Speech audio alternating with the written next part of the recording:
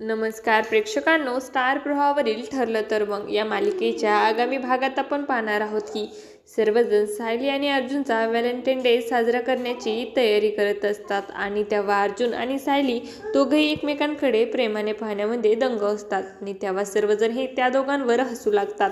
त्यानंतर आपण पाहतो सायली आणि अर्जुन दोघांनाही एकमेकांच्या कामाचे महत्त्व समजलेले असते आणि अर्जुन हा सायलीला बोलतो, मी तुमच्याबद्दल चुकीचा विचार करत होतो।